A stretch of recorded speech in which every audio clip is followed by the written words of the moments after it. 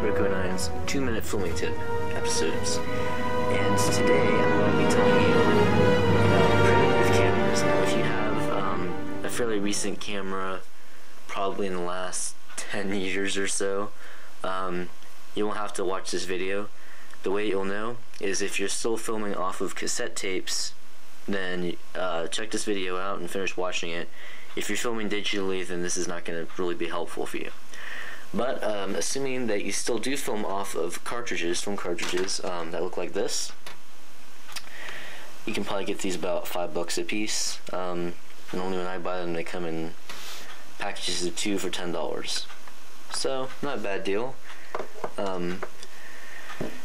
So this is what you'll want to pick up. It's called Roxio Easy VHS to DVD Plus. I don't know what 3 is there, because whenever I type in the computer to research it, it always pulls it up without the 3. So it comes in a box like this. I believe it costs it's either 40 or 60, but I want to say 60. Hang on, let me just check that real quick. Okay, so here is the website for it. Just type in Roxio Easy VHS to DVD 3 Plus, and this is one of the first results. Right now they're actually having a sale price. This is October 3rd, 2013. So they're selling it for 60, and on their website they normally retail for 70, but I got it at Office Depot and it was not $70. I believe it was probably 60, maybe 50. So that is what it looks like in the box. And it says new features: you can split home movies to fit on multiple discs, preview in full screen when recording and editing, stabilize shaky home videos, and add transitions and rolling credits. So make sure you check this website out. There is the URL. Hopefully you can read that. So you can pause that and look at that if you like. But anyway, back to the actual software.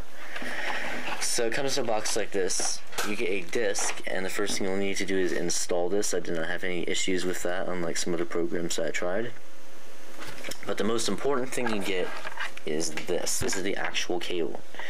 Now this is the USB connector, so that's what will actually hook into your computer. And then these are what hook into your camera. This is for an older camera, and then these two, well really it's these 3 holes, are for newer cameras.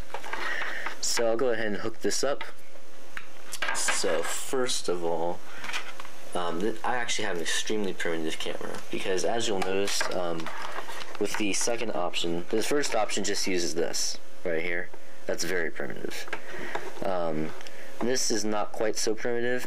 This is to put the video in, and this is for the audio. So mine, I only have 2 prongs to put in here, so obviously the yellow and the yellow go together. And one tip, you have to push really tight, make sure it's in there all the way. But as you notice, mine is black. I do not have red and white. Most of you probably will, but I don't. So I kind of have to choose which one I want. I normally just put it in the red. So that means I'm only going to get 1 track of audio instead of left and right. So if you put headphones on to watch this, you'll notice that you only hear it in 1. Sorry about that, but I film kind of primitively until it gets the new software. But if you don't listen to it through headphones and you just listen to it through your speaker, hopefully you won't notice anything. Maybe you will. I don't know. So that's the first step. Next, for the cable that actually comes with your camera, you want to hook that in. So you can't see that, but I'm doing that right now. Next thing you do is put this into the USB port like so. And hopefully you'll hear a noise. Now when I installed it, I got 2 things. Whoops. Let me show desktop here. Now let's see. That's the main one right there. It says Roxio Easy VHS to DVD 3 Plus. But I also noticed it installed this up here, Sound Editor. I have not checked that out, and we'll go ahead and check that out right now.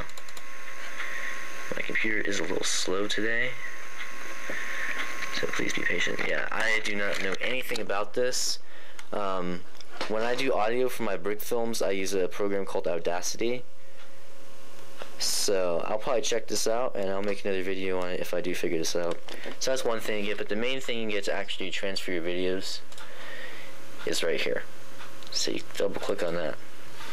Now you get a couple options. The main option is to transform VHS tapes like this into DVDs. So I have not done that yet, but I do plan to do that, and I'll make a video on that when I do.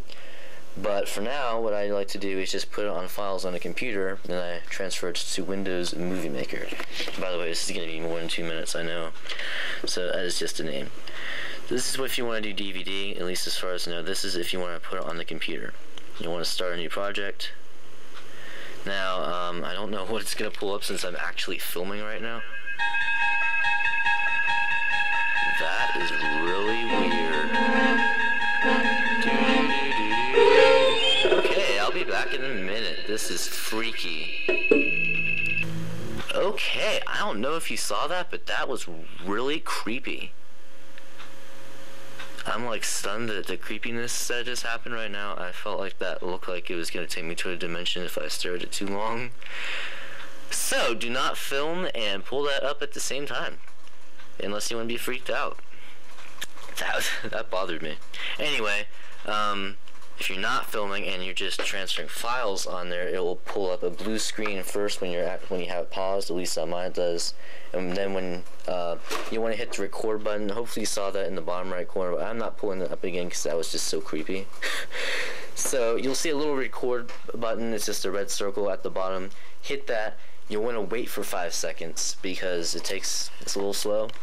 And then hit the play button on your camera, and you just have to wait for the video to play through, and then you'll click export and click the computer button, not the DVD or anything else. And I'm sorry I can't give you a visual, but that was just too creepy for me. I'm sorry. So I'm sure you can figure it out. If you have any questions, please write them in the comments below, and I'll try to answer them. So feel free to ask questions about this software. So that will save it as a file. Now to put it on YouTube, what you'll do is you'll go to Windows Movie Maker, and hopefully you have this in your start menu right here. I'm gonna go ahead and plug this because that was creepy. When I rewatch that, I wouldn't be half surprised if it like wasn't there or something. So pull up Windows Movie Maker and click here to browse for videos and photos.